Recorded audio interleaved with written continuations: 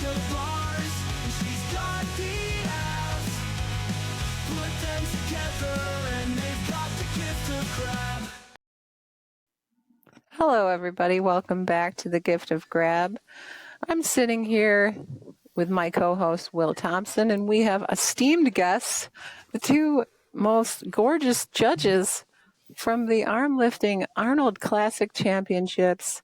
We have Miss Taylor Krauss, Mr. Steve Gaspar. They're going to go over all things Arnold. Okay, and we got some questions for them. We also got, we're going to chat a little bit about what happened, what they like to see, the favorite lifts, favorite moments, all that fun stuff on tonight's episode. So thank you for joining us, and say hello, everybody. Thanks for having me. I'm so excited. Hello, everybody. Yes, we're excited to get a nice glimpse behind the judges' curtain and hear who paid you the most to give the calls. And, Might not like the answers. Yeah. I mean, I know I shelled out a lot, and I still got 11s out of 11. So you had some top bidders that outbid you. I'm sorry about that. I mean, it's the risk you run, right? So It's all good. It's all good. Yeah, very excited to have you guys on. Excited to be here. Nice. So, all right. Yeah, well, I mean, Steve, you've been here before. Taylor, you have not. But what we like to do is just for it to feel like a conversation amongst friends. It's not really too formal. We do have some questions, we're going to ask you and some questions from our audience, but mostly we just want to get a feel for the entire competition. So I'm going to start with you, Steve, since you were our judge and we were the first group to kick it off on Friday morning. Okay. Was this your first experience judging armlifting? I have judged some smaller venue competitions. I've helped out at the training hall with Ode and Will Giuliani a little bit. We've also run some competitions at our climbing gym here in Los Angeles. So I've had some experience judging. I would say definitely not on that level, not on that stage. And my immediate first takeaway is how exhausting and stressful it can be. It is to have the everyone else's hopes and dreams kind of in your decision and in your hands. And of course, as you know, you build a lot of friendships in this sport, so you want to be able to be fair and consistent with everyone. But you're definitely rooting for some of your friends and hoping that they do well. But yeah, no, it was definitely an amazing experience. Definitely more emotionally and physically draining than I expected. But it was definitely something I'd love to do, and I would do again for sure. Was it easier having your back to the crowd because you couldn't kind of quite see how many people were sitting there? Was it like, or would you prefer kind of more to the side? I mean, I'm a ham. I like that.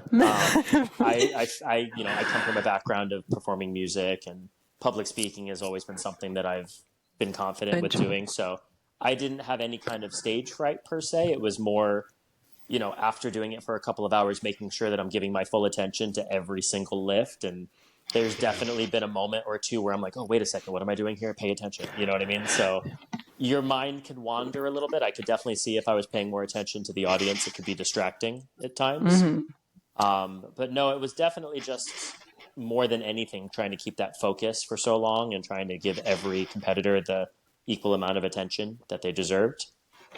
Yeah. Do you think? go ahead. Sorry. No, you're good. Go for it. No, I was just as far as I'm concerned, you were consistent across the board. I thought you were great. It seemed like you were a pro out there. Like it was just like you were very calm, and then you would give a smile. Like if we would smile, or like we were pumped up, like it was almost like, I don't know, encouraging, just like got an energy match. Yeah, like to look at you and then you're like, good lift, and you're like, hell yeah, like I'm gonna and like you're looking at a friend, so you're like excited. Like it just kind of felt like, I don't know, at least when I was up there, I didn't see anybody in the crowd. It was just like, you were my guy. I was looking at you and I'm like, all right, as long as he says I'm good, I'm not going to look at anything else. And imagine the crowd's in their underwear and all that stuff. But I don't even see anybody out there. I mean, I'm glad to hear that. That's definitely makes me feel good about it. And I could actually say the same thing towards Taylor, because Taylor was my judge. And when I was lifting, I kind of felt the same way. Like Taylor got just as excited as I did when I hit a PR. Yeah. And it's nice to have the judge be someone that you know, like you said, and is a friend of yours that's rooting for you too, because it could be intimidating, for some people to be up on that big stage lifting in front of a ton of people and to Yeah, I kind of think have that. it's cool because the arm lifting community is getting so much bigger, but it's also still very small. So like, even if I'm not friends with the athletes, we all know of each other. So it's Yeah. easy to be like, oh, I know who that is. Okay, this person like knows criteria. They compete in the sport. They know what they're looking for. I don't have to worry about someone who has no idea what they're looking for being like, do I call it? Do I not call it? So even seeing athletes that like I've heard of in passing or it's their first competition, I'm like, I've seen you on Instagram. So I'm super excited for you because it's your first competition. It's your 12th competition. I see how well you're doing. I see how hard you've been training. So it's just really cool to see everybody no matter what. Yeah, that is cool. And that's one of the things that I think is different in, at least with you guys. And I mean, Chad would do it to an extent too when he was the judge. But like, there is a lot more, I'd say, interaction between the athletes and the judge than there is in like say like powerlifting where you've got your 3 judges and it's just like they give you a red light. Well, yeah, you got your lights or you got there, you don't. You guys would actively like encourage, celebrate accomplishments and stuff, and I think that just makes the competition that much more fun. So that was very very good. Again, I can speak to Taylor's side of it, but Thank you. Yeah. I'm glad you enjoyed it because it was one of those things that I went into it like, so Ricardo asked me to do it because I have a background in judging bodybuilding. And he saw it as like, criteria. I know you're a harsh like judge of criteria. So like when I was judging for the ANBF, which I still do, which is a bodybuilding federation, they know me as like the one that never gives out pro cards. Cause I'm like, if you're not on it, I'm not going to give you a pro card. I'm not going to say yes. So when he approached me about potentially judging, I was telling him how I judge bodybuilding. And he said, oh, great. So like, you'll know if they're not locked out, if their head's not up, then like, you're going to call it. It's no lift. And I said, yeah, absolutely. But I didn't realize in the moment, like Steve said, people's hopes and dreams, you like see it drain from their face when you say no lift. They just have that face of like, and there are some ambiguous moments, I will say, where especially with different people's lifting styles, different people's body types, it's really hard. Some people have bizarre lockouts. It's really hard, and I'm like, I'm sure you couldn't have locked it out anymore. It's what I mean, but like physically, some people. Boy. Yeah, when Taylor when Taylor was judging the heavyweight guys, there was one, and I'm not gonna say his name. There was one where I was like, oh boy, like I don't know, like from where I was sitting. And again, like your angle is different. Like I'm in the pit, like on the ground, and like I'm looking at it one way. You're on the stage looking at it straight on. So two people can see something entirely different, and you're like, it is what it is. A call's a call, and you can't fight with that. But then like afterwards, you're just like, if I was in your shoes, I'd be like, okay, is somebody going to come to me and say, how could you call that a no lift? Or how could you call that a good lift? And I'm just like, that's got to be nerve wracking and stressful. Because if I was in your shoes, I'd probably panic and be like, they stood up with it good. Like, I was waiting for a couple conversations that actually never really ended up coming to fruition, but I was sure that somebody was going to say, oh, what was that call? Or what do you mean no lift? Or what else did you want me to do? I did have one competitor, because for me, something I've always judged, especially in arm lifting, is I want to see control in the lockout for a half of a second. I want to see the top of that lockout held with control before I give you the down command. And one competitor dropped the weight right before I gave them the down command. And as they were walking away, they whispered in my ear, why don't you make me hold it longer next time? Or something like that. And it was a sarcastic joke. Of course, it was, with a smile on their face, and I didn't take it as antagonistic in any way, but I definitely could see how some people would, have different opinions on a good lift or how long they should hold their lockout or what is control. And again, I just wanted to say, as long as I was consistent with everybody had to hold it about that long. But I don't know if, Haley or Taylor, you could speak on that because I was judging you guys. Did you feel like I had excessively long holds at the top? Not at all. No. I mean, I think it was fair. Like I exaggerate mine a little bit. So it's like, I got it. And then like, it's almost like I black out a little bit, like good lift. And then I'm like, all right, I'm going to hold it for a second. And then I'm going to put it down with control all the way down. So I think where I first learned arm lifting, they were very strict. Like they made us hold it, and they no lifted me countless times that in my eyes, when I looked at the recordings, I'm like, well, every other gym is passing these except for mine. So, maybe that helps, maybe it doesn't. And I've never done a GSI comp still. So like that 6-inch knock bar, like I don't even know how I would fare, because I would just probably like plow right through it and stand up with everything. But I mean, consistency is key with any sport.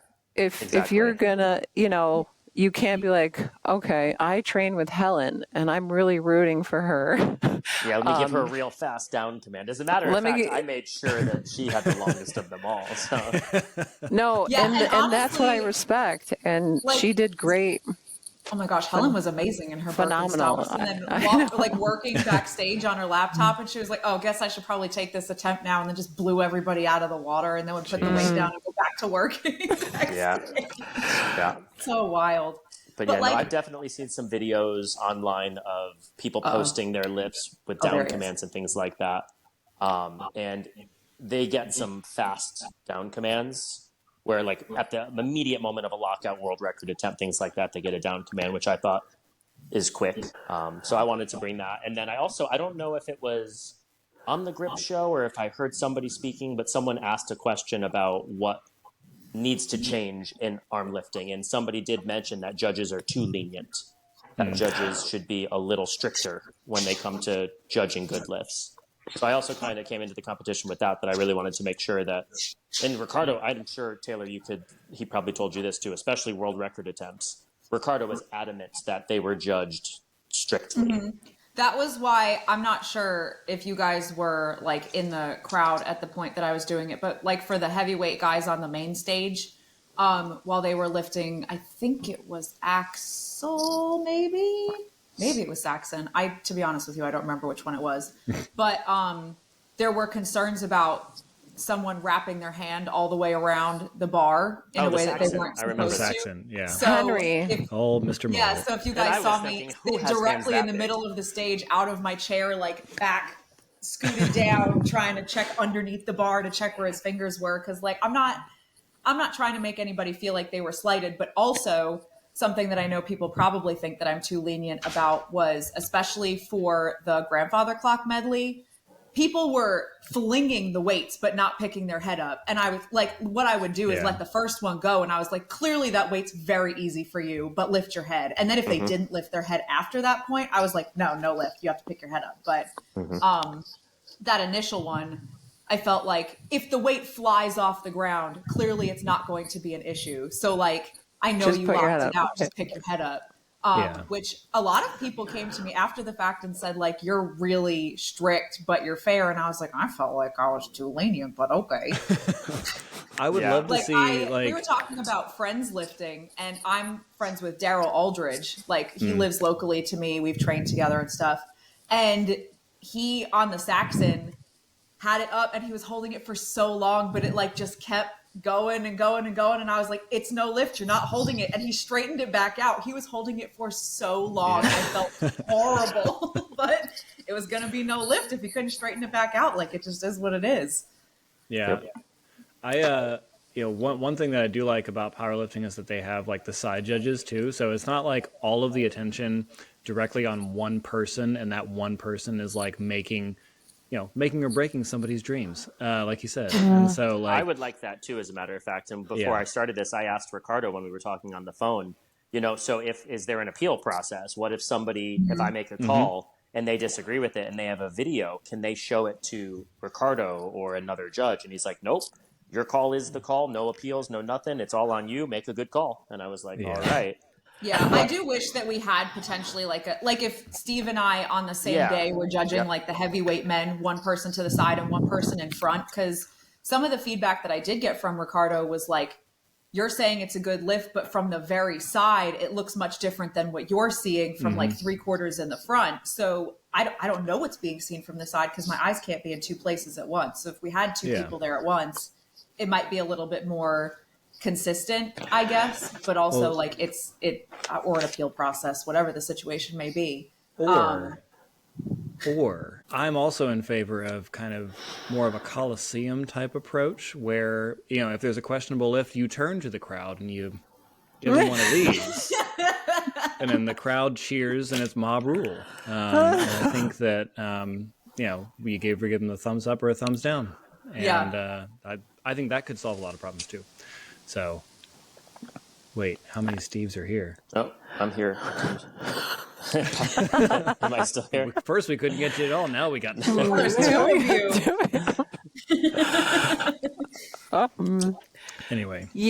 Yeah, with that, the side judging, you know, if this grows and Ricardo's staff grows and you know, things of that nature happen, I mean, I think it would be great just to make sure it's absolute. But you guys both did an incredible job. Yeah, I haven't heard otherwise. As far as I'm concerned, Steve, you did a great job. Taylor, I watched all day Saturday, so I didn't stay for the open class. I'm sorry, Powell family. I love you so much. I love you. But you know, I 2 days full of it. You know, it was very consistent across the board, and I'm sure it was very nerve-wracking, especially those stage experiences with the big crowd and Ricardo's booming voice and, you know, good lift and no lift, and just like it would at least make it wasn't me feel like the bad. Olympic lifting that was in the hallway, because I think I was telling you, Haley, Steve, I don't know if you were here for this conversation, but if you were in the Olympic powerlifting and you dropped the weight, it played like this big graphic behind the athletes that said like no lift, like you were at a bowling alley, like flashing lights and all these different colors. And I was like, oh my God, that's so embarrassing. I know. Somebody's recording and like that's all you see. No lift. It's like no lift. Well, it's funny. Someone used to with a lightsaber and cut somebody's head off. Like as the sport is growing, I briefly turned on my drive to work today the first 5 minutes of the Grip Show's recap that just came out. And Eric mentioned right at the beginning of it that he believes that the sport is at the point now where if we're going to grow anymore, there's going to have to be multiple platforms next year and multiple weight classes going at the same time in different places, that we might have actually reached the capacity of the format that Ricardo has generated so far, where we've definitely hit the capacity of A120. Yeah, for sure. Well, just to get a little controversial for a moment, having a vendor booth in there in place of chairs and seating and places for people to stand doesn't help either. Like, it didn't help, but the product is great, and I use it like pretty much every day. Yeah, it's a great thing. I like Grade 8 grips. It was just like, people were like, man, I feel like there was more room in here last year. I was like, yeah, because it was all chairs. Yeah. And it was facing the other way, which I don't know if it's a square room or not, but yeah. Anyway, vendors take up space. Yeah. But that's okay. I did find that a bit odd, like that they just had a table, but they weren't like actively selling. It was just kind of like they were there to watch and hang out, and like they just had their products there, and like they weren't prizes for the top lifters. And I thought that was a little bizarre. Like obviously they sponsored something. You know, I don't know the details, but it was just like, oh, okay, cool. Like maybe the top lifter will get a bag or something. And it's like, no. Nah. Was there anything said about like the chocolate stuff, like to you guys or anything, or like chocolate? Well, are you talking about like quality or like the sponsorship? Because I bought a bottle and it's great. Oh, I did too. Yeah, I actually really kind of like it. But they just kind of. I know they were one of the sponsors and stuff, but then they just walked in with kind of a thing like that. I think I saw one guy use. I think Tim Fike used it like every. Yeah, and every it was attempt. a little weird because I don't remember it being there on Friday for the women. Probably was. Unless I missed it because I also understand that like I'm very set in my ways and I have habits of how I like to lift. So even if I saw a new product there, I like wouldn't have risked trying something new for an Arnold lift. Yeah. Yeah. But Yeah, I don't remember it being there So for the whole weekend, and I wish it was because after I tried it, like there. it was really I'll good. give you my take on it. So Let's hear it. it was definitely there on Friday because when I was judging the women, I was like, "Huh, this is interesting." And like you, Taylor, I was hesitant to try something new, but I wasn't lifting on Friday, so I just decided let me put a little on my hands, and I tried it, and it is very unique and very very good and very very sticky and tacky. And I thought to myself, I'm like, this is really good stuff. It's almost like cheating. It feels like kind of. And I ended up using it for the grandfather clock medley on my second day, and I loved it. Yeah. But from my perspective, as someone, I think we spoke about this the last time I did a podcast with you guys, I'm a proponent of liquid chalk. And if we're going to allow other substances that the rule book explicitly says, again, we shouldn't be using, only block magnesium carbonate is allowed.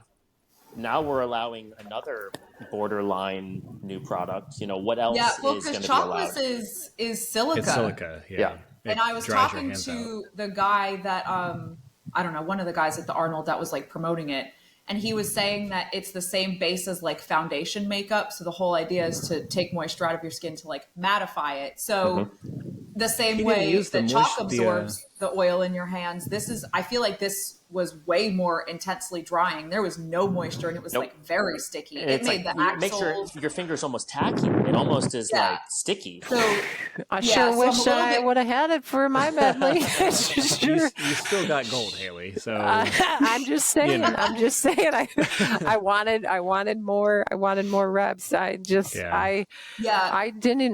see it. Like, I don't know if I was just like, oh, I got my little square block, I'm just gonna stick with this and tune out everything. But like, I literally didn't see it. I know Rachel had it. Rachel was using it, but she was the only one. With was seeing like having it there.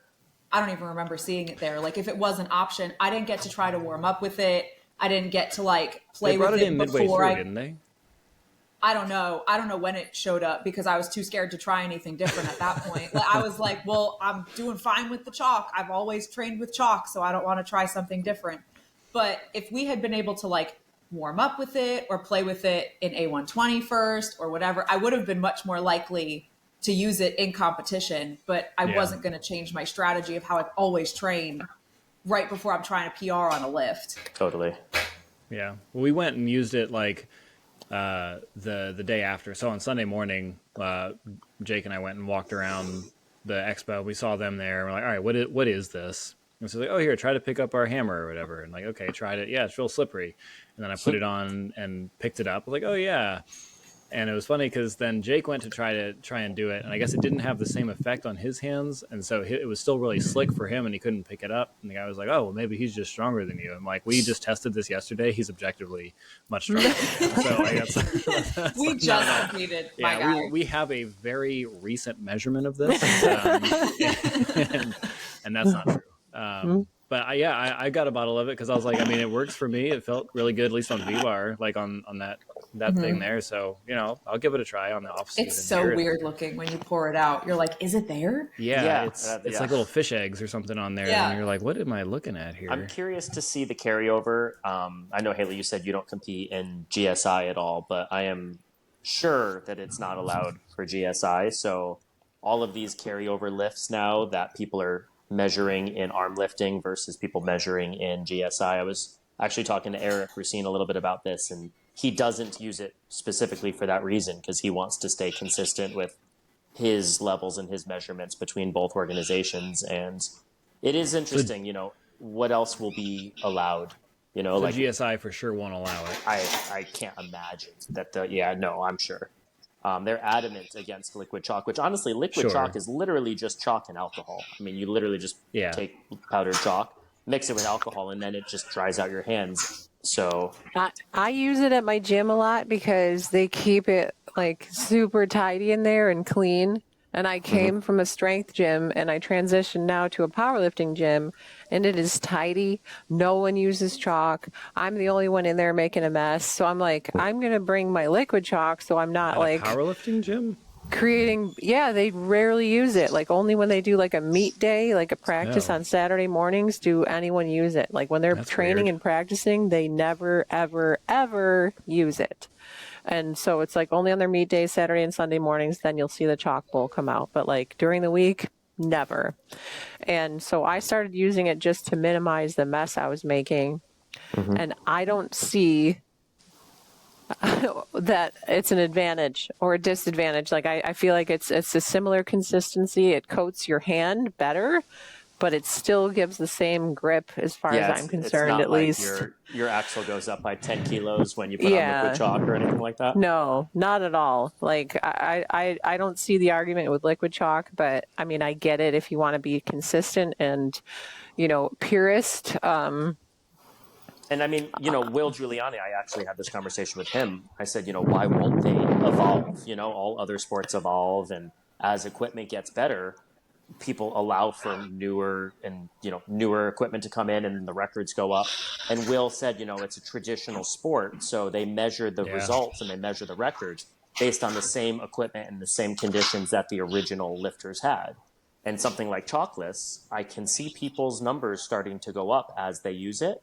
And are they going to break a world record for someone that didn't have chalkless? And is that fair? I mean, I plan on it. Yes. Yeah, exactly. I'm holding on to my grandfather clock world record by the skin of my teeth, and someone with chalkless is going to come and get that half kilo above me, and I'm going to be bummed. Yeah, there's in the 70 or the 80. 70. Nice. There's two schools of thought with sports and progression. It's keep it small, keep it niche, keep it pure. And then there's newer, better, bigger. Let's grow it. Let's improve. Let's get more sponsors in here. So if somebody is sponsoring it, then it's like, yeah, well, we kind of do need to allow this because they're a sponsor. So on the business side, it certainly makes sense. But I understand keeping something pure at the same time. Like with Highland Games, we're only allowed like spray, adhesive, or pine tar tacky when we use our hammers or chalk. And, certain things aren't allowed, and it's not a drug contested sport either. So there are definitely people juicing and on stuff that have an advantage physically. And as far as gear is concerned, do whatever you got to do to put your best foot forward, and the sport itself remains pure. So that is kind of ironic when you think about it. Yeah, it is. It 100% is, because it's like there's some games you go to and you're like, you need a traditional tartan kilt. Like I have like a black one with patches all over it, and some games I'm not allowed to wear it. Or I need like the knee-high socks with flashes on it. And then some games I'm allowed to wear my hot pink Barbie ones or ones with skulls on them. And like, no one cares. But then you go to a bigger one and they're like, oh, okay, you need to look a certain way and you can't cut your shirt. And it really just depends who's running it. So my Scottish ancestors, I'm sure, were blasting Tren. Like I know that. In my heart of hearts, it just feels right. It feels right. Yeah, I hear the call of my people, and I think they were made for cows, right? Expect me in the 110s next year. What? Wasn't Tren developed for like cows to like make them bigger for beef production? That would make sense. So everybody's on a little bit of Tren then. I would assume that was HGH, but that's human growth hormone, not bovine growth hormone. I don't know.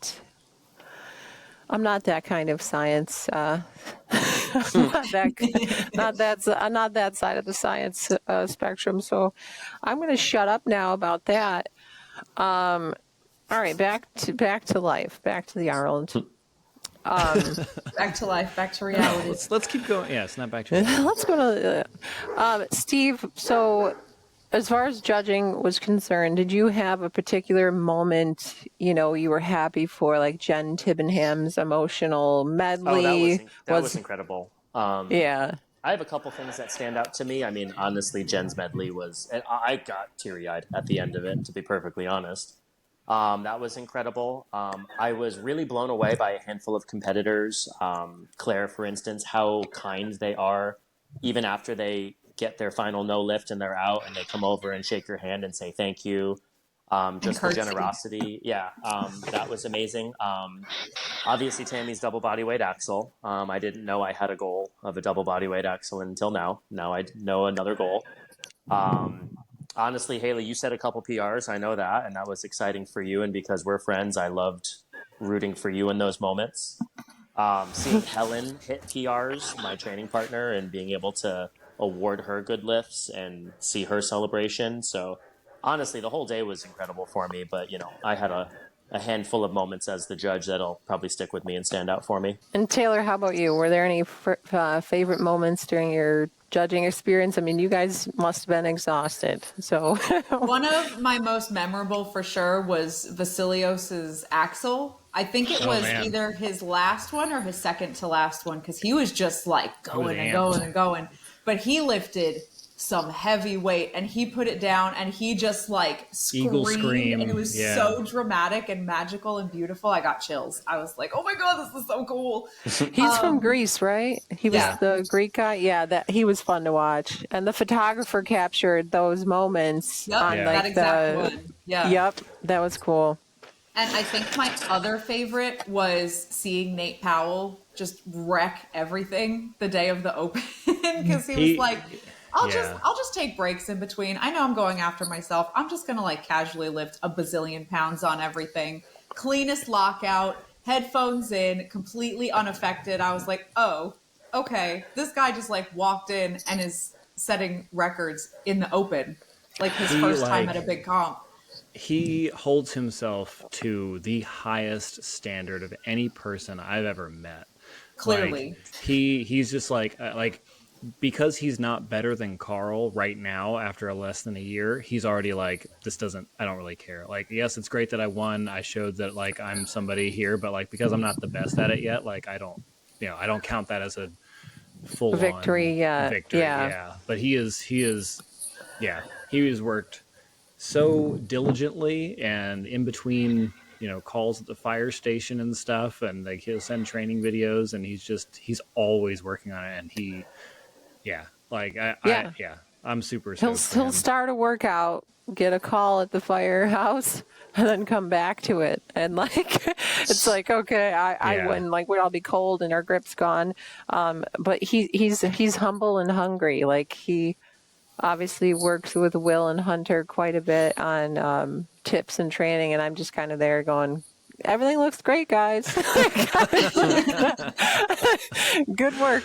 But yeah, as far as I can like tell, and I've only been friends with them all a short while, and just a really welcoming guy and just positive. Him and his wife Sierra are a wonderful addition to this sport, and I'm just... Sierra was so fun to watch lift too, because she came into that competition like 30 minutes before the women started lifting. Thanks to you, right? I mean, I did yell at her for like 15 of the 30 minutes. Yeah. But she kept asking me like, what should I open at? What should I come in at? And I was like, well, what's your max right now? And she said, I don't really know. I haven't lifted the Saxon in like a year. So I said, just come in at a weight that like you're comfortable with. Something that you know that you can lift, that way it counts. And if it feels easy, then it feels easy. And she just like walked in, picked up 70, like she's going to throw it over her head. Yeah, well, it's so funny seeing people think that they don't have it in them, and then all of a sudden they like hit these PRs at the Arnold, and then they're like, I am now obsessed with this sport. I know what I'm capable of. I want to do more. Yeah, it's just so fun.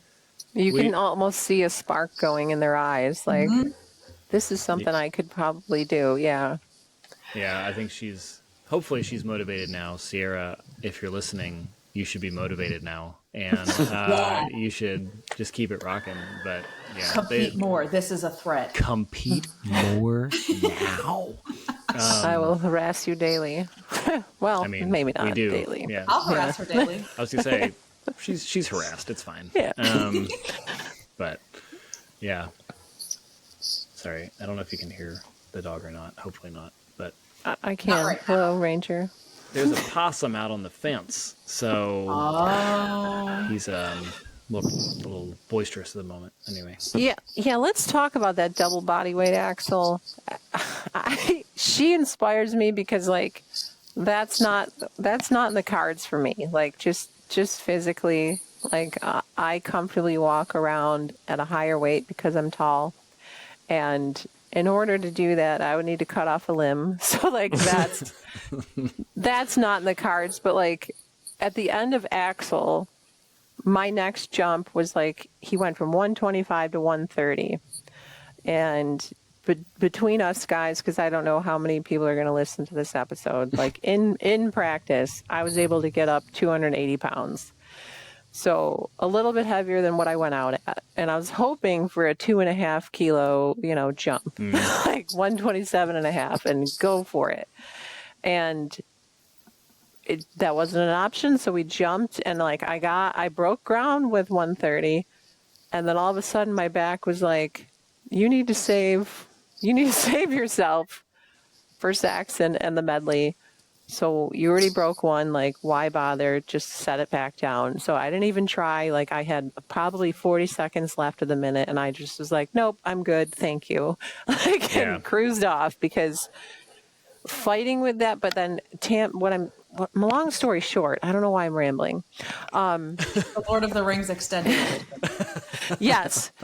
Tammy has inspired me to hit like a percentage, right? Like 100, like double body weight is not in the cards for me. It just isn't, unless I lose a bunch of weight, but I will lose strength in that process. So that's not going to happen. But Jacquees, who hit 300 pounds and made it look like she had way more in the tank. Yeah.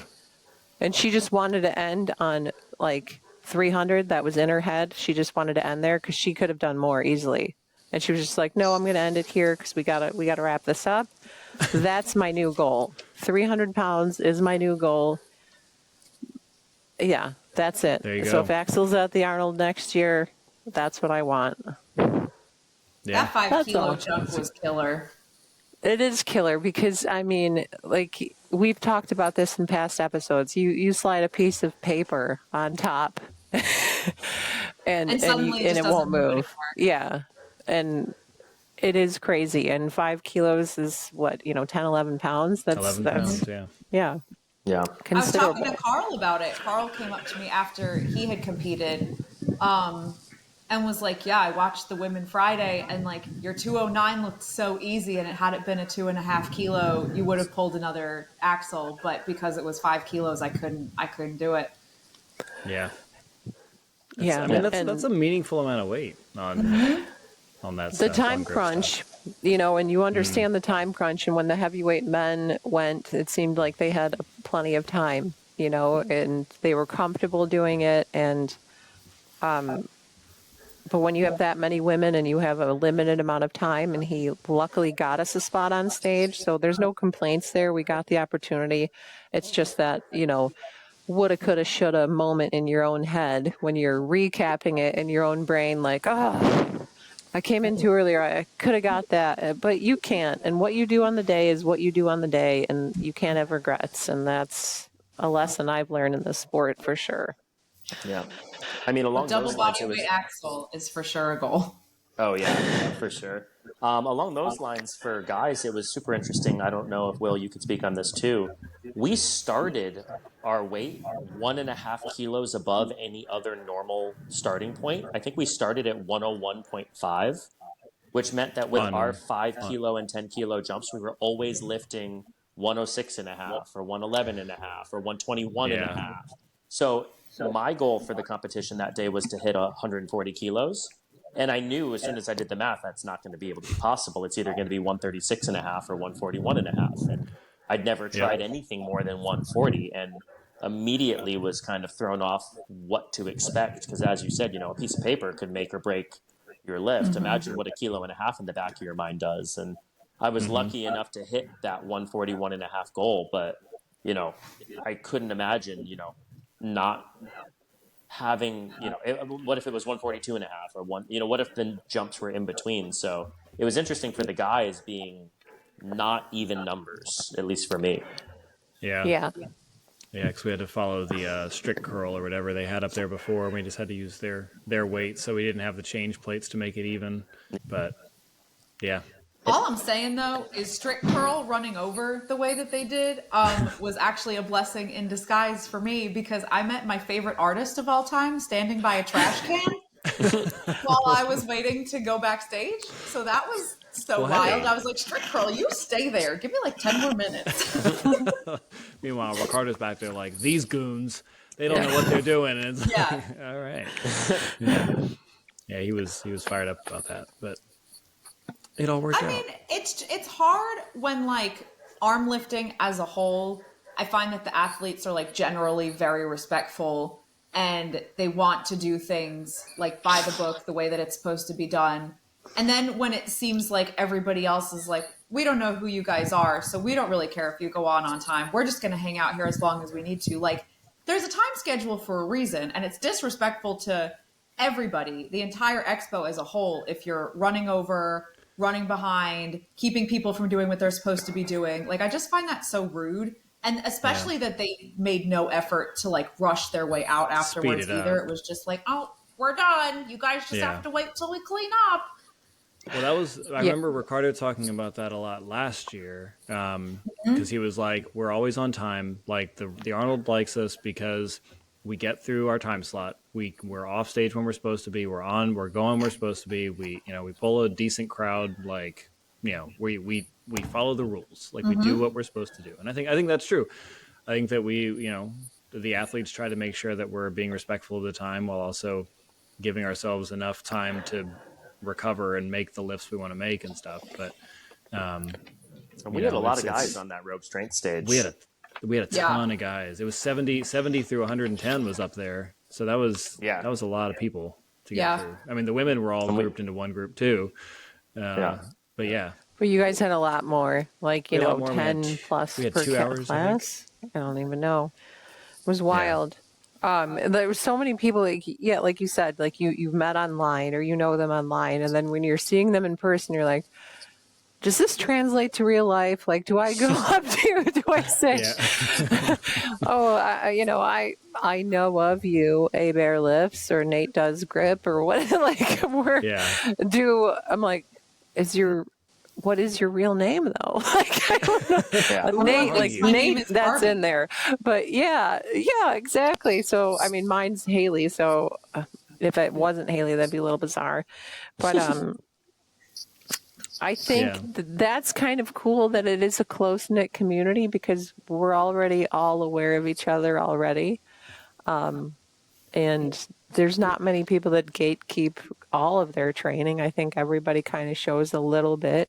And I think that's cool. And everybody's kind of has their DMs open for help and tips. And it is this weird little world we've created and we've all found each other in. Because if you asked me 10 years ago if I would be competing in grip-related things, I would laugh because I didn't even know it was a thing. Yeah. It's literally how I met my future husband. So I'll be very grateful to arm lifting forever. You guys met at Last time grip? Russell and I ever trained together, we were training on a bunch of Grip Genie implements. So nice. It was the first time I'd ever touched anything grip related, and I was like, "This is fun and weird, and also this guy's really cute. So let me try to show off." And you never let go again. Nope. Gripped his little heart. You guys should have some sort of grip implement on the top of your wedding cake. Oh, that should be your That is the your best prize or idea whatever. ever. I'm sure Nemesis would develop something for you guys to Nemesis do I as bet like they one will. 100%. little prize. Oh, Yes. that's adorable. Like a little steel, like barbarian Barbie, and Russell's just his name. That's I feel like they could make a hub in the shape of a heart. I feel Like a key heart or something like that. Yeah. That could for sure be done. Oh, that's adorable. Totes All right, adorbs. gotta be done. I'm gonna message them. Do it, yeah. Andrew. I don't think you listen to this, but it's fine. Anyway. We'll get it to you. So I have a question for you, Steve. Okay. I'm intrigued by you Hey, because thanks. you seem very competitive, but also like still fairly open and friendly. And I just wonder, is there any sort of line, like, do you keep anything for yourself, or are you like, because again, you come into these things, you're like, I have a plan. I'm going to be 80 kilos. I'm going to put on size. I'm going to win. I'm going to pull all these numbers. Like these are like, this is my thing. Like I'm going to do this regardless of whatever you want. Or like to me, like you're a competitor, but you're also a really nice guy. In. Yeah, you're locked in. So what do you keep stuff for yourself, or are you still pretty open about everything? I appreciate that. And honestly, as I was new to the sport, when I was, brand new and I didn't know what to expect, I was probably a little more reserved with what I shared. I also was very lucky that when I started at the sport, the 70 kilo class, it wasn't gigantic, but I definitely already walking into the sport was pretty competitive at the high end of that weight class. So I was a little more unsure of what to share at the beginning. I kept a few of my goals more secret, just so for all I knew, someone else could just train to beat my goals. And I definitely was really, I don't want to say preoccupied with winning, but I wanted to win. Now that I've won a couple big contests at 70, my goals have completely shifted, where I said to Ricardo going into this contest, I don't care if I get dead last in the 80 kilo class, as long as I hit my PRs and do the numbers that I'm coming into this competition to do. So now it's much more about a competition versus myself than it is me competing against a bunch of other 80 kilo guys. So now I'm open to share everything. I'm a coach first and foremost. I coach competitive climbing at the national level. I have a team of 100 athletes that competes in coaching. So my own competitive mindset is been built over years of coaching climbing, competing in climbing.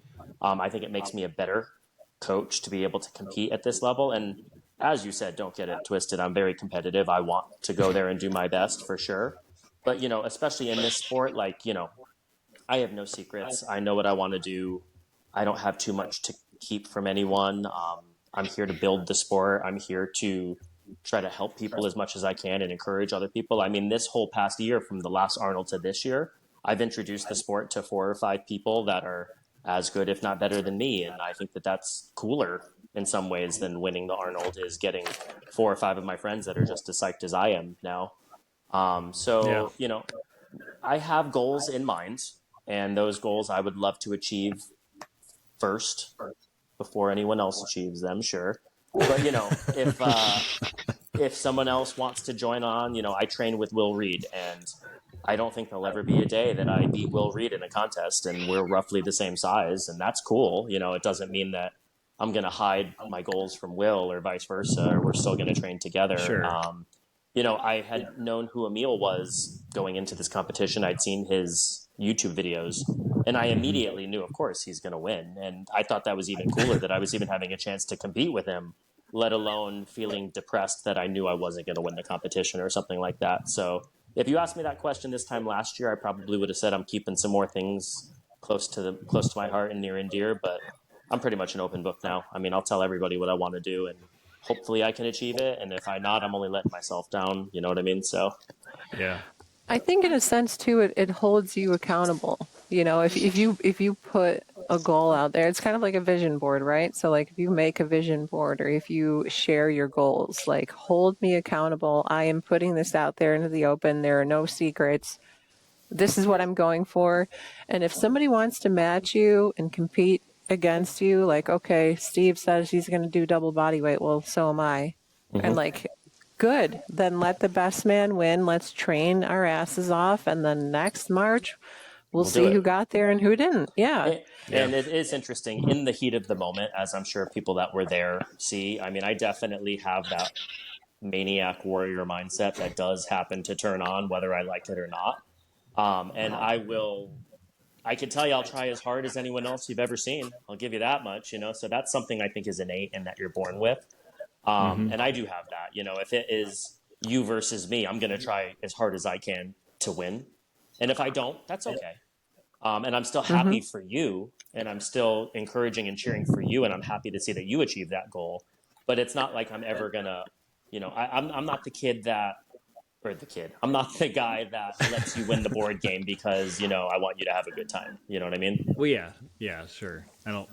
I would hope that, well, not hope. I would not expect anybody to be that competes that kind of thing. But yeah, I mean, at the end of the day, it always just comes down to, are you stronger than the other person or the other people, or are you not?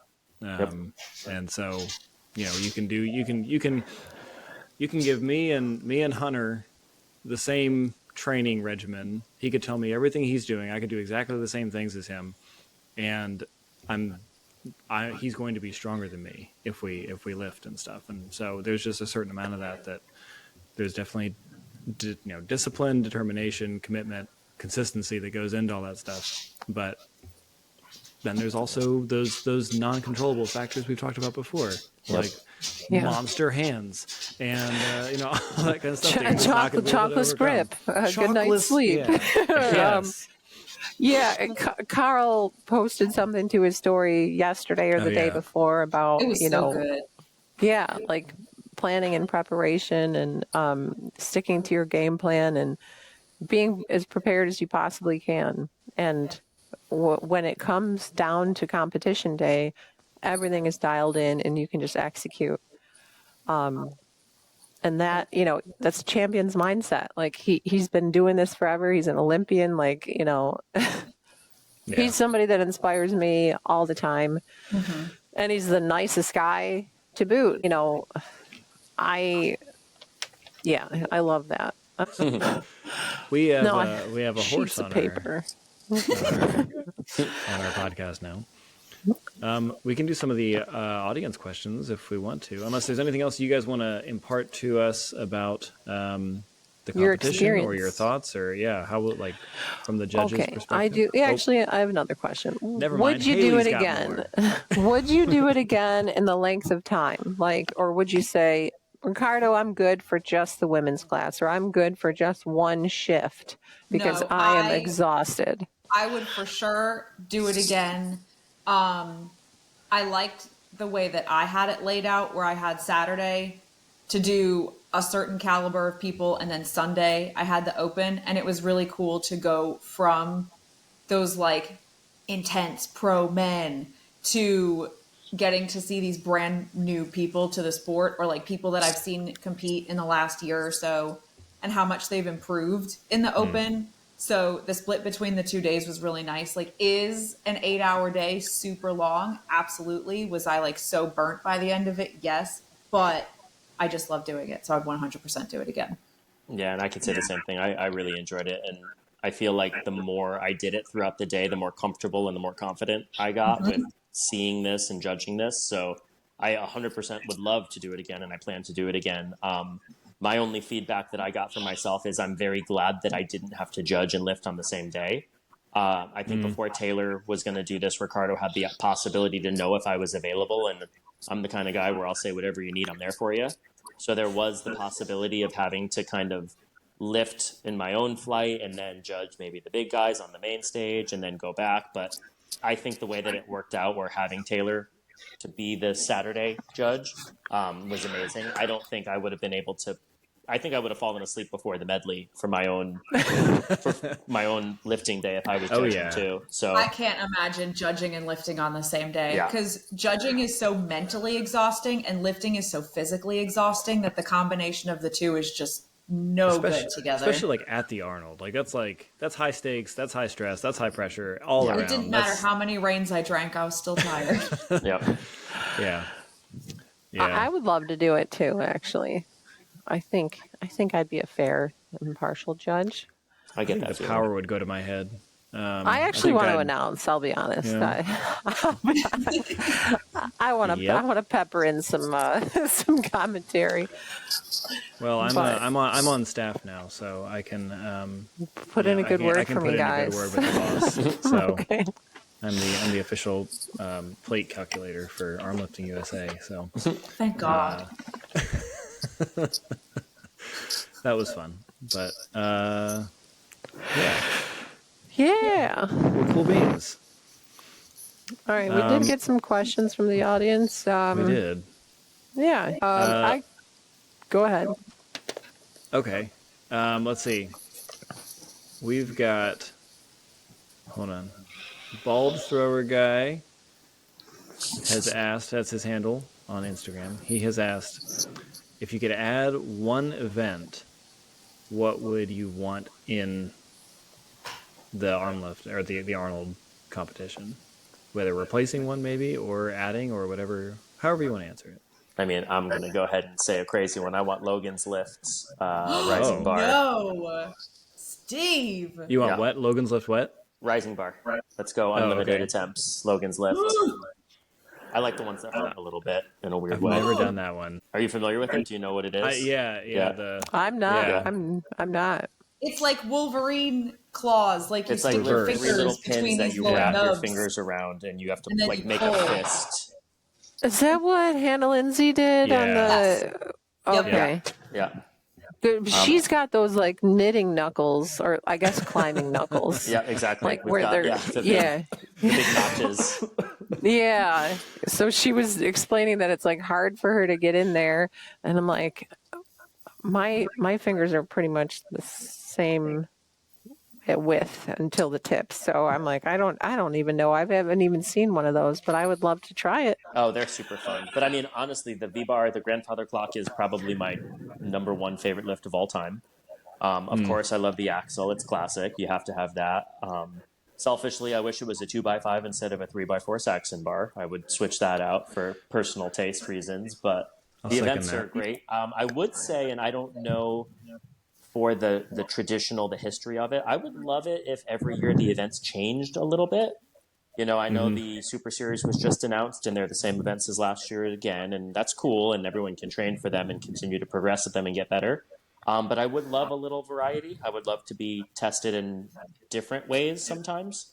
So that would be my only thing is I wish it just, had a rotating pool of multiple different events. Yeah, I was happy because I didn't have to buy anything new. But on the flip side, it's like, I guess let's see if I've improved. But I haven't touched some of those things since last Super Series, so it'll be interesting to see if there's any carryover from just getting stronger in general, if it helped those other lifts.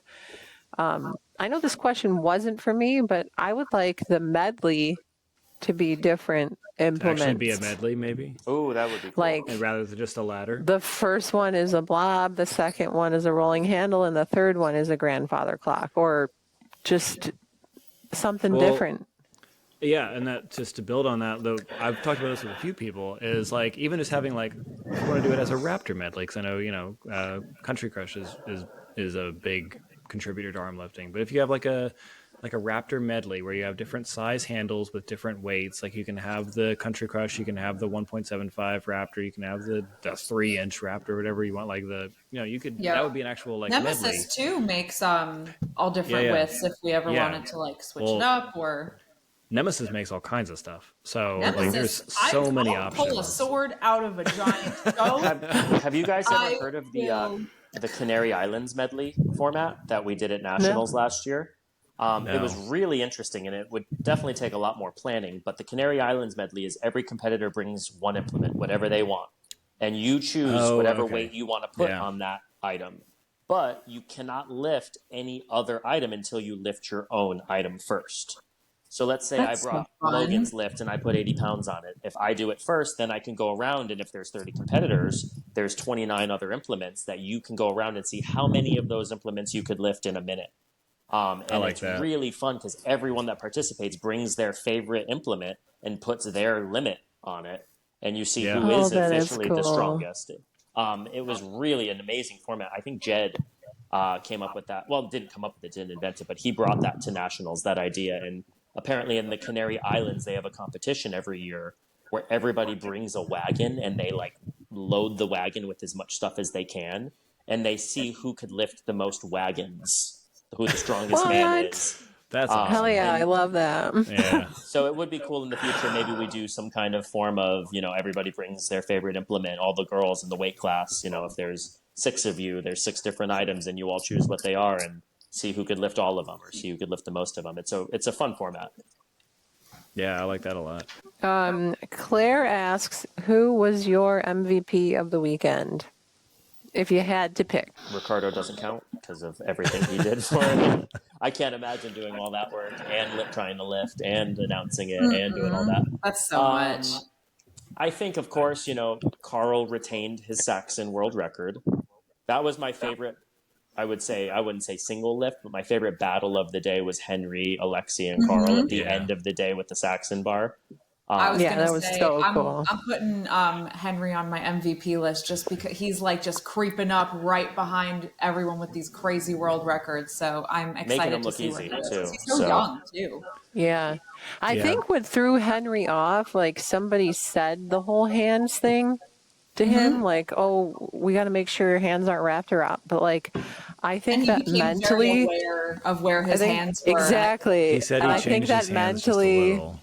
I think that mentally threw him off. And I think Yeah. he is quite capable of, I think if he can afford coming back, next year, because Australians, like, I don't know how they can swing that 10 grand every time they want to fly out, but they're committed and I commend them for it. But if he does come back out, I think that he is another guy that's hungry to, prove that because he said his training was on point and Yeah. Well, 308 moved so easy. 308 yeah. did not look like a struggle. And so then 315, I was actually really surprised that he missed it. But me yeah, too. he just, Honestly, just like you just said, Will, I remember seeing his second to last attempt as 308 was like it floated, and then Yeah. 315 looked significantly harder for him. And I wonder if, like you said, Haley, he was just even trying to exaggerate even more that his fingers were not around in his grip. I mean, you guys all know you have to touch that saxon bar Yeah. exactly the same way, and it has to feel exactly right in your hands. And if it's off, it's off. Yeah. I Yeah. talked to him afterwards, and yeah, that's what he said was that he's got like, in his I head. changed it. Yeah, he's like, I changed my grip like barely, but it was still different from like the one before, and so that was. He's like, I'm certain that's what it was. Sure. Because 308 was so fast, and so sure. But that's like the best Arnolds are the ones where Carl is pushed. Like when Kim Johansson was here in 23, that was a blast. There was a huge crowd. There were just people everywhere. Energy was huge because it wasn't just Carl against himself. It was like Carl against like another giant, and then Another Henry, giant Swede with huge hands. Yeah. yeah. And so I think Henry could be that. I mean, obviously he and Alexi go back and forth on Saxon and everything.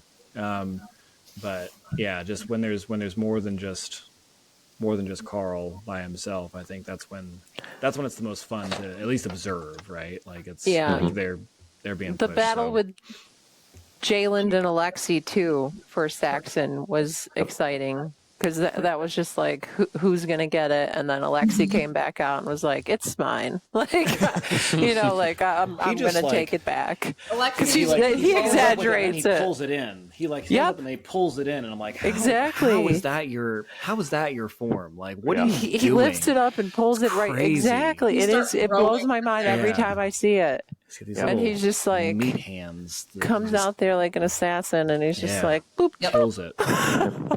Jalen definitely gets an MVP vote as well. I mean, for the fact that he had his training dialed in and he wanted to set those PRs for himself and managed to pull it off. And just again, from that whole personal competing against yourself mindset, I know that he was probably really happy with how he did, and he should be. That was pretty awesome to see.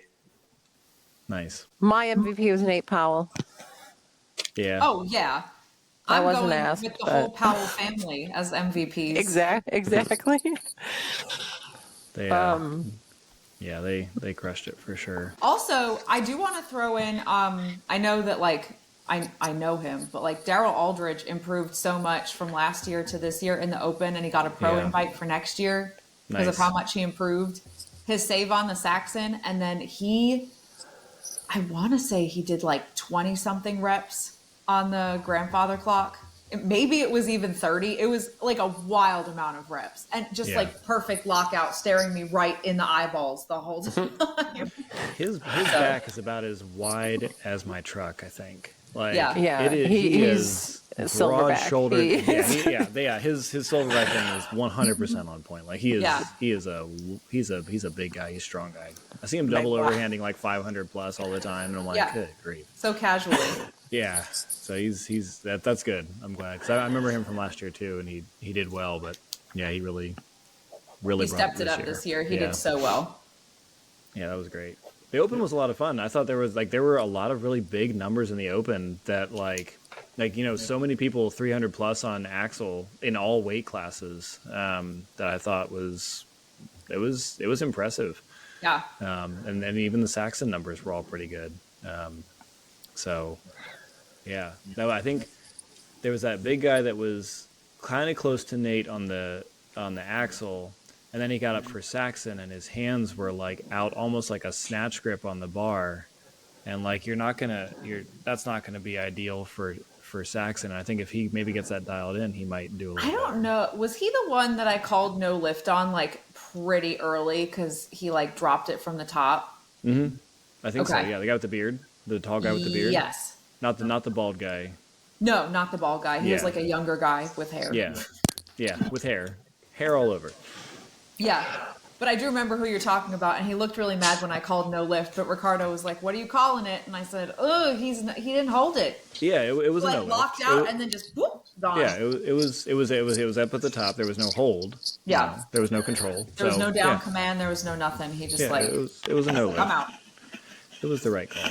But Yeah. yeah, I mean, I think if he were to get that technique stuff dialed in, I don't know if that was the first time he'd ever touched a Saxon or not, but like I think that both of those guys that were in Nate's weight class could be really good too. So I had a lot of fun watching the Open. Yeah. I thought there was a lot of good talent in there. So that was cool. But It's just a long ass weekend, like 3 days. It's Yeah. a long time. Yeah. I crashed out. I was with my children, Hannah and Greg, and I had to cart their asses around and home. But it's a long weekend, and I wish I could have been there for the Open so badly. But there's Vegas, there's next year, and the sad little sausage fest this summer, hopefully. yeah, we're gonna get that together for sure. We got some more questions. Mm-hmm. Go ahead. You have one there? Oh, okay. Well, I do. I have a few from Sierra. yeah. But what is the next grip competition for you both? Will it be the Super Series, or is there anything Will might be planning for this, like spring squeeze or anything you got going on, Steve? I actually just talked to Will today, so he and I have been talking about doing something within the next month or two for sure, whether it's just a small little local thing. I know with the advent of GSI regionals, I don't know if you're familiar with that, but Grip Sport International now is developing like a regional competition.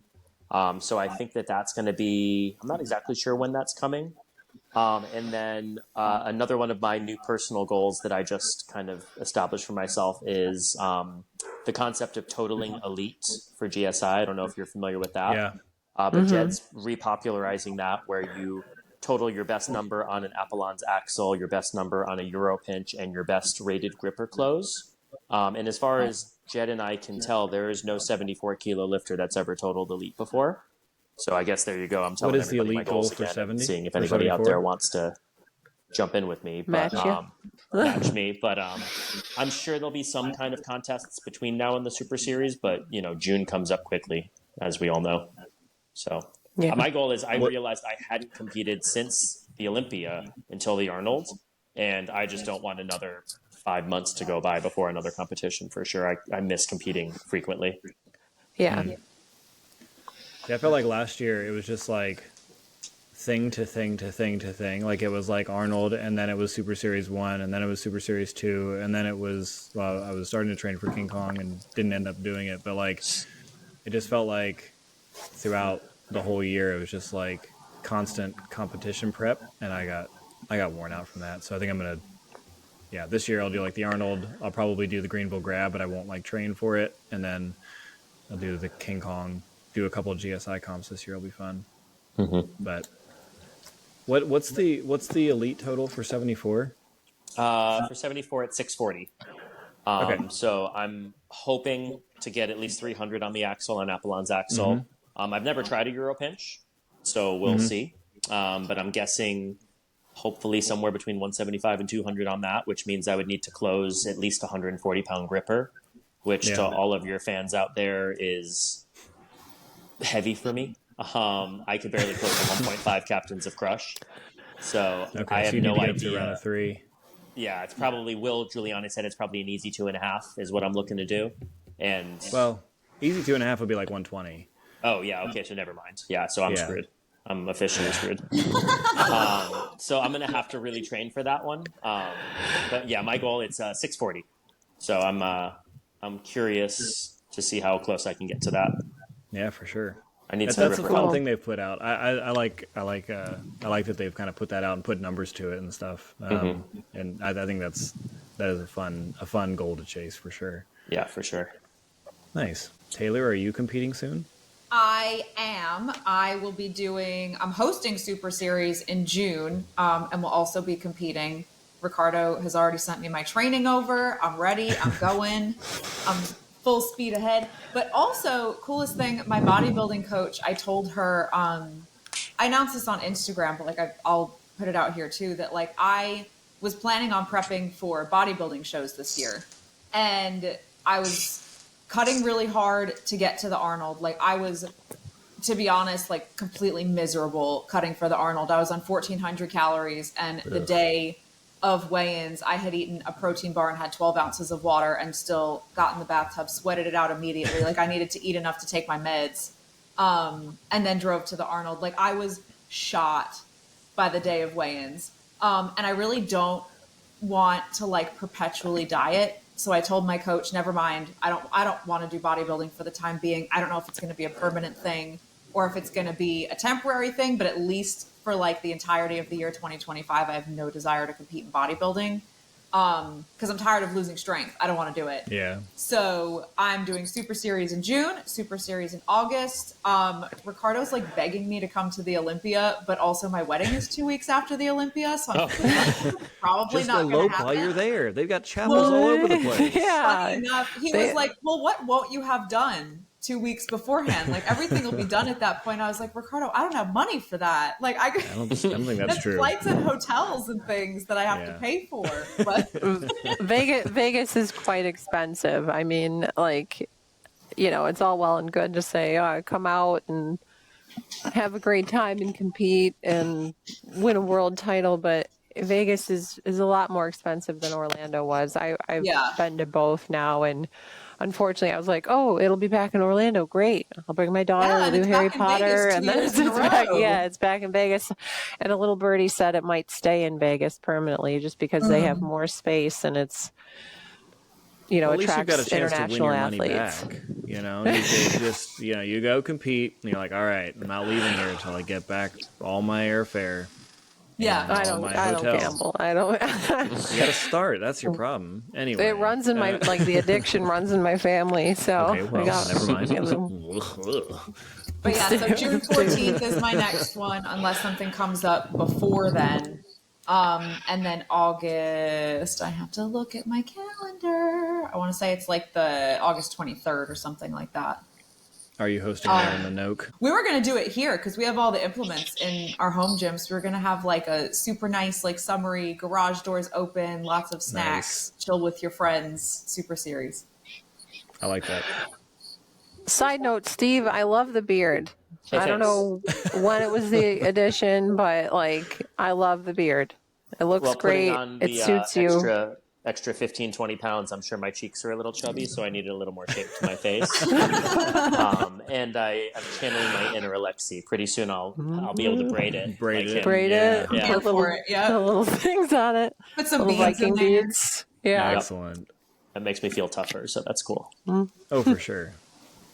Well, Alexi looked like Gimli walking around there, so. Well, someone in the open, I think his name was Dom. They were calling him Gimli while he was lifting. Yeah. Yeah. Dom Caselli. That's his nickname is Gimli. So he's one of my friends actually. I love that guy. He was so funny about it. He was like, "You guys, stop!" Like he was getting so embarrassed, and I'm sitting in the judge's chair, and I was like, "Gimli's the best one in the fellowship, so don't worry about it. Like just lift. It's gonna be great." Yeah. You guys. Aw. Sierra asks, how much do you love Nate Powell? We've already discussed this a couple of times, Sierra. So yeah.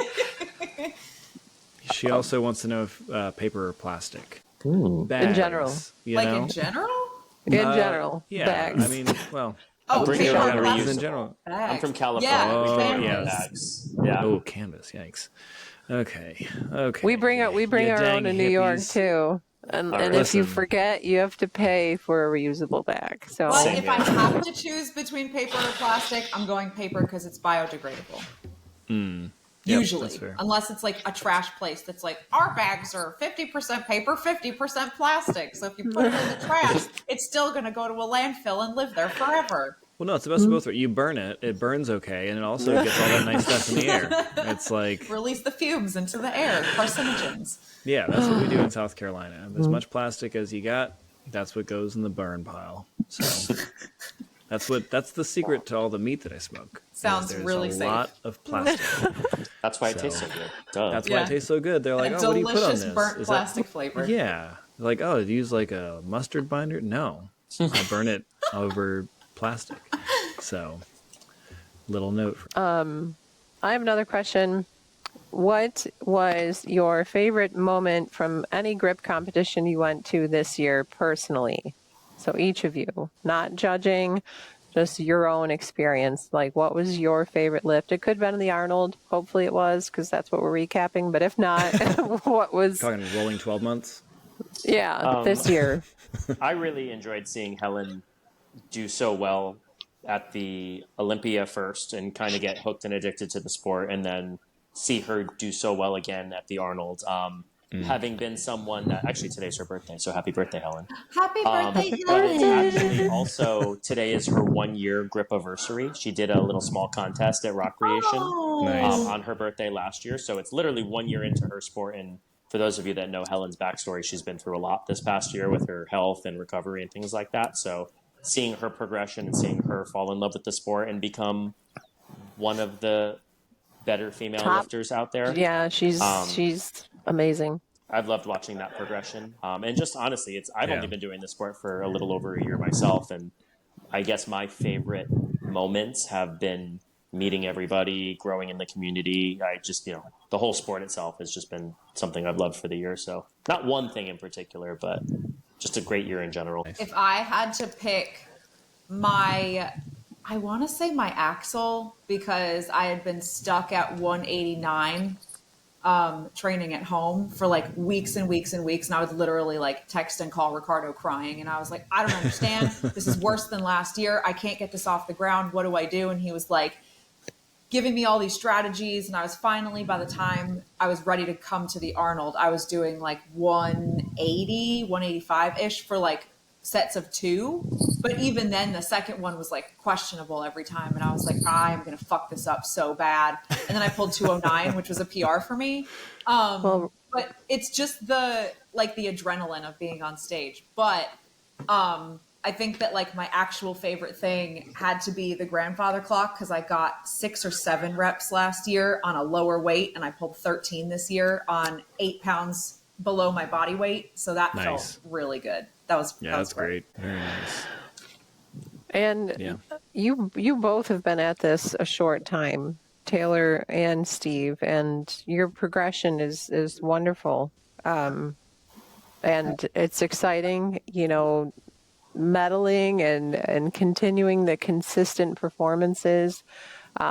Steve jumping up a weight class, Taylor cutting. I mean, it takes a toll on your body either way, like putting on size and cutting out that weight. So, pat yourself on the back, and sometimes rest before a competition can go a long way, because I myself was burnt out like a week prior to the Arnold. I was like, F this sport. Like, I'm done. Like, I'm sick of it.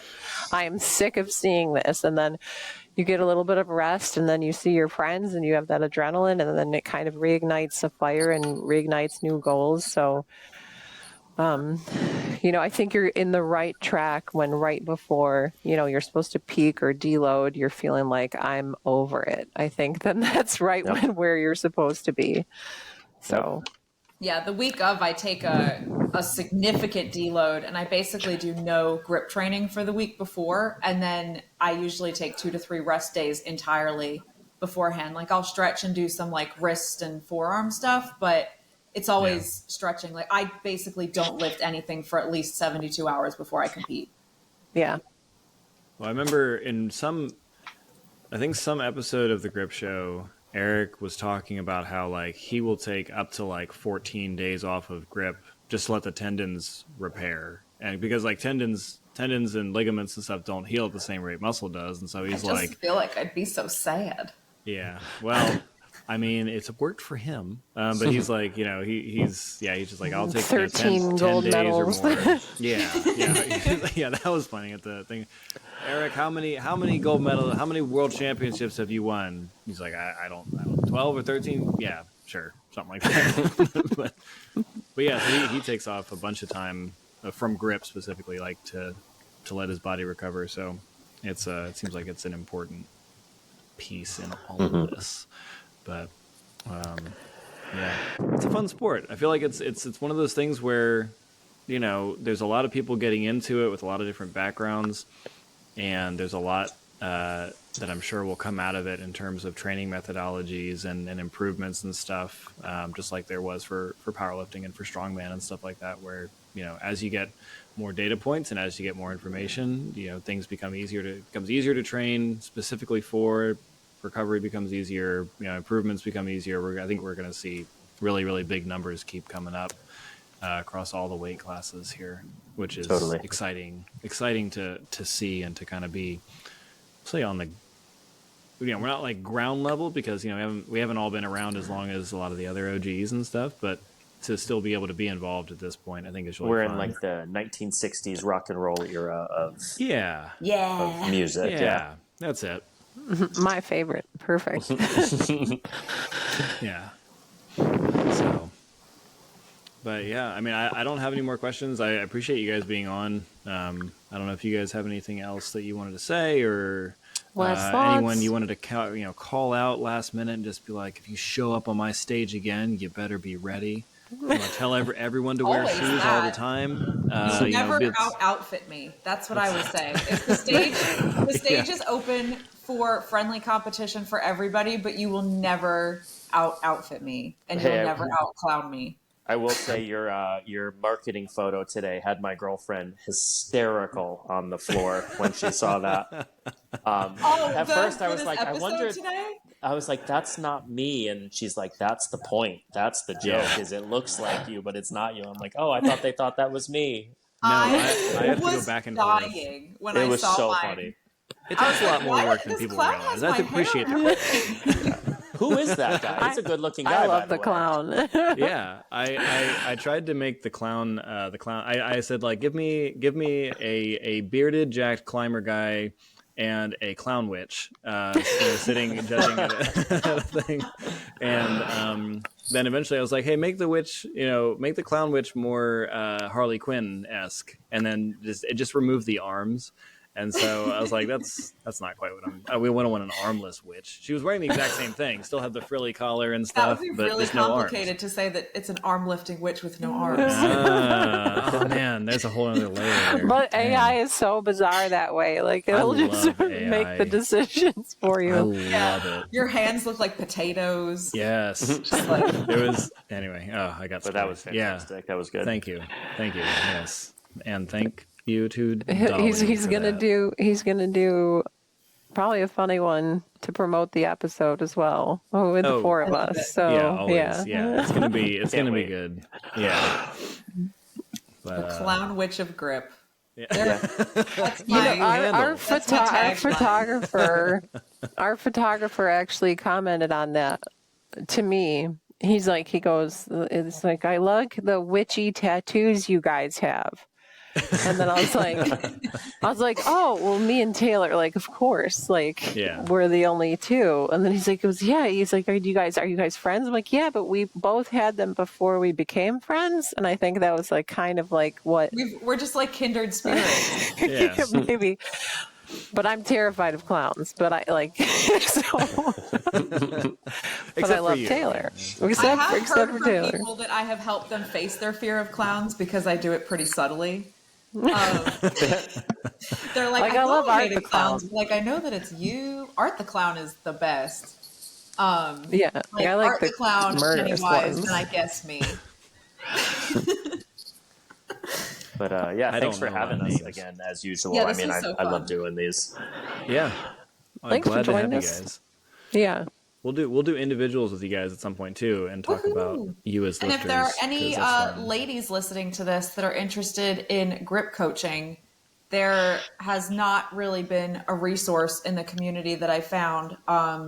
And especially with the background that I have in like nutrition. So if people aren't sure how to cut into weight classes or to gain size or all of those kind of things between bodybuilding, nutrition certification, you know, participating in this sport for almost 2 years now. You know, if anyone is interested, hit you clown up. It's always a good time. Hit the clown witch of grip up. She can do it all. It's a one-stop shop, guys. And our West Coast listeners, obviously, we can reach out to Steve. He also has nutrition background, coaching background.